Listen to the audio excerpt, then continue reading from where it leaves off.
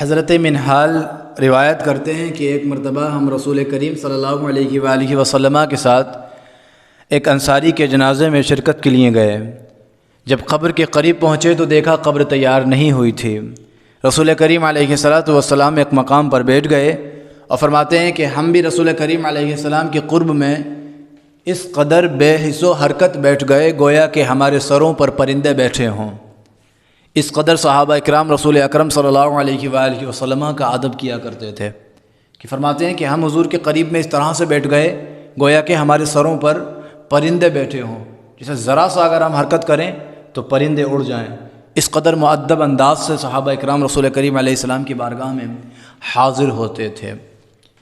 پھر فرماتے ہیں کہ رسول کریم صلی اللہ علیہ وآلہ وسلم کے دست مبارک میں ایک لکڑی کی چھڑی تھی، اس سے آپ نے زمین کو کریدنا شروع کر دیا۔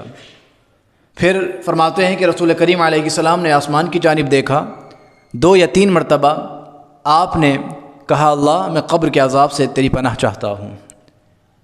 پھر فرماتے ہیں رسول کریم علیہ السلام نے فرمایا کہ جب کوئی بندہ مومن، اللہ کا سچا بندہ جس نے پوری زندگی اللہ کی نافرمانی نہ کی ہو، جو اللہ کا مطیع اور فرما بردار بندہ ہوتا ہے، جب وہ دنیا سے جاتا ہے، جب اس کی موت کا وقت قریب آتا ہے تو آسمان سے گورے رنگ کے فرشتوں کا نزول ہوتا ہے، ان کے ہاتھ میں جنتی کفن ہوتا ہے، جنتی خوشبو ہوتی ہے، اور وہ اس مومن کے قریب میں آ کر کے اس کی بالین کے پاس بیٹھ کر کے فرماتے ہیں اے پاکیزہ جان باہر آ جا، اپنے رب کی بخشش و مغفرت کی طرف آ جا۔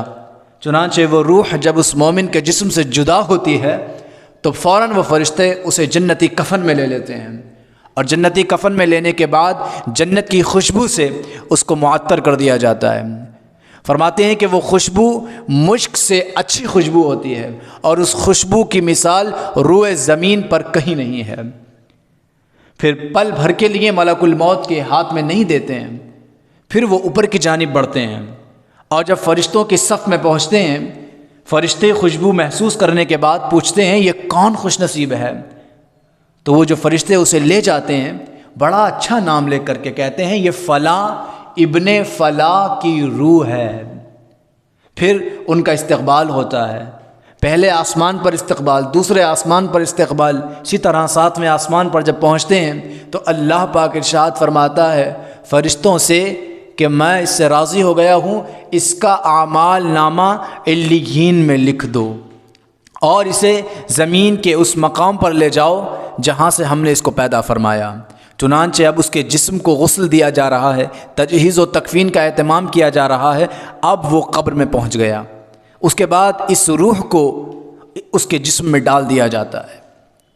جب جسم کے اندر روح کو ڈال دیا جاتا ہے تو منکر نکیر نازل ہوتے ہیں، اور بعض روایات میں آیا ہے کہ بندے کے جیسے اعمال ہوتے ہیں اسی اعتبار سے منکر نکیر داخل ہوتے ہیں۔ اگر بندہ گناہگار ہوتا ہے تو بڑی ڈراؤنی شکل لے کر منکر نکیر نازل ہوتے ہیں قبر کے اندر اور پوچھتے ہیں۔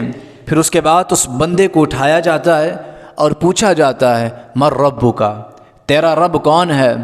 وہ کہتا ہے ربی اللہ، میرا رب اللہ ہے۔ پھر پوچھتے ہیں ما دینک، تیرا دین کیا ہے؟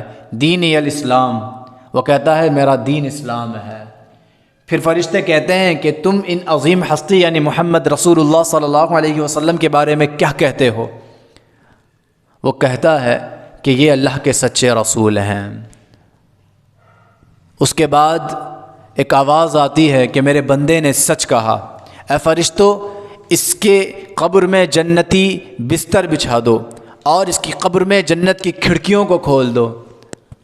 اب وہ قیامت تک جنتی ہواؤں کو محسوس کرتا رہے گا۔ اس کے بعد فرشتے کہتے ہیں سو جاؤ جس طرح سے ایک دلہن سوتی ہے۔ پھر ایک خوبصورت شخص اس کی قبر میں آتا ہے، خوب روح، اور وہ مبارک بات دیتا ہے کہ بڑی مسرت کا مقام ہے کہ تم جس وقت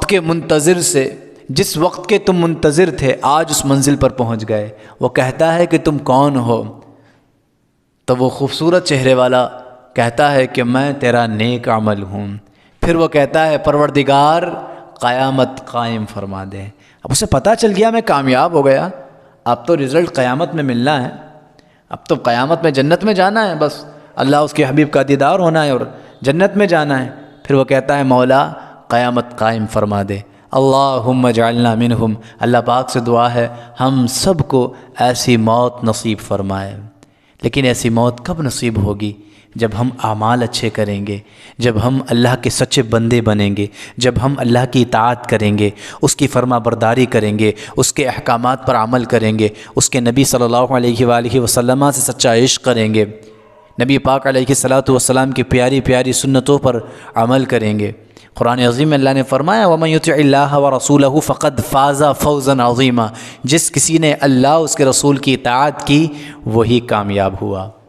ہم کامیابی چاہتے ہیں تو ہمیں اللہ اس کے رسول کی اطاعت کرنی پڑے گی، اطاعت کرنی پڑے گی، تبھی ہم منزل مقصود پر پہنچیں گے، تبھی ہم کامیاب ہوں گے۔ پھر کسی کی طاقت نہیں ہے کوئی ہمارے ایمان کو کمزور کر دے، کوئی ہم سے ہمارا ایمان لے سکے، پھر کسی میں جرت نہیں ہے کوئی ہمیں منتشر کر سکے۔